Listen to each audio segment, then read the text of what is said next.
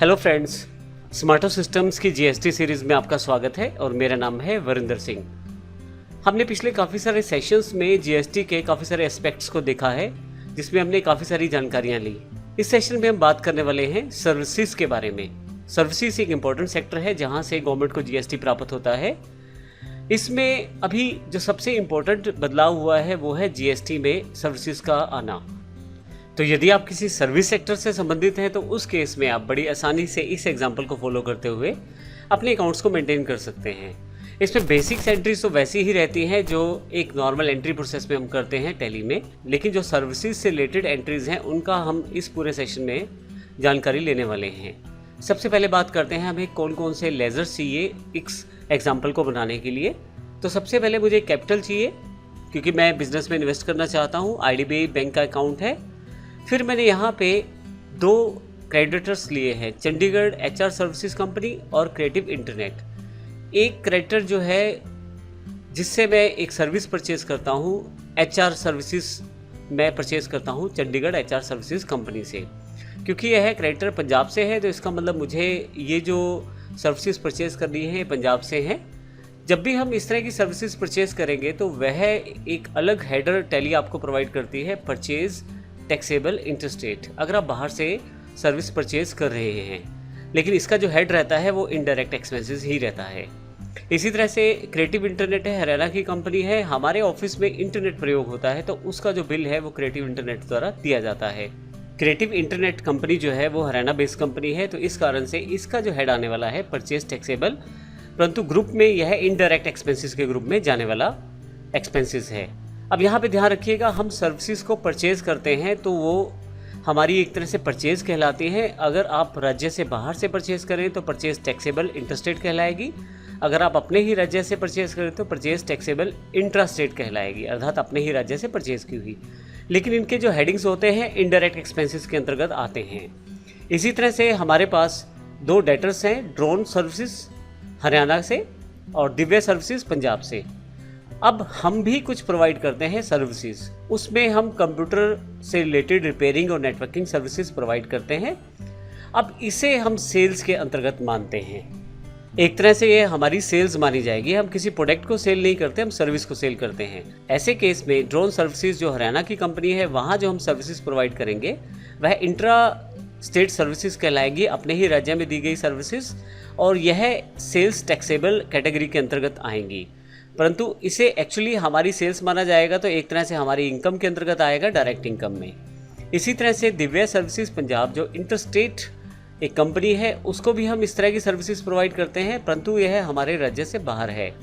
इस कारण जो हम ये सर्विसेज प्रोवाइड करेंगे यह इंटरस्टेट सर्विसेज कहलाएगी और यह टैक्सेबल है और हमारी सेल्स के अंतर्गत काउंट की जाएंगी। और इसके लिए हम सेल्स टैक्सेबल इंटरस्टेट कैटेगरी को सिलेक्ट करेंगे। हम ये कैटेगरीज कहाँ सिलेक्ट करेंगे, हम नेक्स्ट सेशन में एग्जांपल्स में इनको देखने वाले भी हैं। इसी के साथ ये हमारी डायरेक्ट इनकम भी मानी जाएंगी। साथ में आपको जीएसटी के टैक्सेस की इंफॉर्मेशन स्टोर करने के लिए सीजीएसटी, सेंट्रल जीएसटी को स्टोर करने के लिए एसजीएसटी, स्टेट जीएसटी को, आईजीएसटी, इंटीग्रेटेड जीएसटी को स्टोर करने के लिए तीनों हमने अकाउंट्स अलग से बना दिए हैं। ये तीनों लेजर्स ड्यूटीज़ एंड टैक्सेस के अंतर्गत बनेंगी। ये हमने देखा हमें कौन कौन से अकाउंट्स चाहिए, तो ध्यान रखिएगा हमें कौन कौन से अकाउंट्स चाहिए, इन सब के बेस पे हम एग्जांपल बनाने वाले हैं। आइए देखते हैं हमें एंट्रीज कौन कौन सी करनी है। A1 सर्विसेज हमारी कंपनी का नाम है और एक साथ को हमने कैपिटल इन्वेस्ट किया है बैंक में 50,000 रुपये। एक साथ को ही हमने internet services creative internet Haryana से प्राप्त की हैं 10,000 रुपये की। जब हम इंटरनेट सर्विसेज प्राप्त कर रहे हैं 10,000 की, तो उसके ऊपर जीएसटी 18% है, जिसमें सीजीएसटी एसजीएसटी 9% है। तो यह 900 की इन्फॉर्मेशन दी गई है सीजीएसटी एसजीएसटी में। इसी तरह से जब हमने परचेज़ की है सर्विसेज चंडीगढ़ एचआर सर्विसेज से, ये हमने कुछ HR services, human resource services कुछ ली हैं, परचेज़ की हैं, और यह जो पार्टी है, यह जो कंपनी है पंजाब चंडीगढ़ बेस है, हमने 5,000 रुपये की सर्विसेज इनकी प्रयोग की है। तो ऐसे केस में जीएसटी जो 18% है और यह आईजीएसटी सेगमेंट में माना जाएगा। तो 900 रुपये यहाँ पे 5,000 के बैठते हैं, 18%, 900 रुपये यहाँ इनपुट दिया गया है। हम इनपुट टैक्स कैलकुलेट करते हैं परचेज पे, केवल एग्जांपल को समझाने के लिए हमने इनपुट लिया है। जब हम एंट्रीज करेंगे तो कॉमन लेजर्स का प्रयोग करेंगे। इसी तरह से दो एंट्रीज हम सेल्स की करने वाले हैं। हम रिपेयर सर्विसिंग प्रोवाइड करते हैं दिव्या सर्विस पंजाब को, क्योंकि है इंटर स्टेट सर्विस कहलाएगी। अब हमारी सेल्स के अंतर्गत आनी चाहिए और हमारा ये जो प्रोसेस है ये एक तरह से IGST 18% के अंतर्गत आएगा GST में, तो 2700 रुपये इसके ऊपर टैक्स बैठेगा।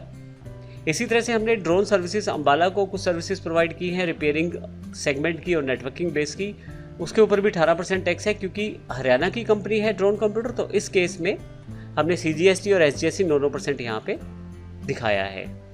अब यदि आप इस पूरे टैक्स को कैलकुलेट करें तो आपके पास CGST जो है 900 रुपये आपने पे किया है परचेज पे, परंतु आपने सेल्स में लिया है 1080 रुपये, तो जो डिफरेंस है 180 रुपये वो ड्यू है आपके ऊपर। इसी तरह से 900 रुपये SGST और आउटपुट 1080, तो ड्यू यहाँ भी 180 रुपये है। यहाँ पे आपके पास 250 रुपये आए हैं, लेकिन आपने जो पे किए हैं परचेज करते हुए सर्विसेज वो 900 रुपये हैं, तो 1800 रुपये का यहाँ डिफरेंस है। अगर तीनों का टोटल कर दिया जाए तो हमारी ड्यू अमाउंट आ जाएगी जो हमने गवर्नमेंट को पे करनी है, वो है 2160 रुपये। तो हमें अब यहाँ पे 2160 रुपये गवर्नमेंट को पे करने हैं। इन सब को प्रैक्टिकली हम एंट्रीज के साथ देखने वाले हैं और इसके लिए हम अगले सेशन का प्रयोग करने वाले हैं। तो अगले सेशन में हम देखेंगे किस प्रकार बारी बारी से हम एंट्रीज को करके देखेंगे और आसान करेंगे अपने कार्य को, और देखेंगे कि टेलीमेम सर्विसेज की एंट्री को किस प्रकार से स्टोर कर सकते हैं। धन्यवाद।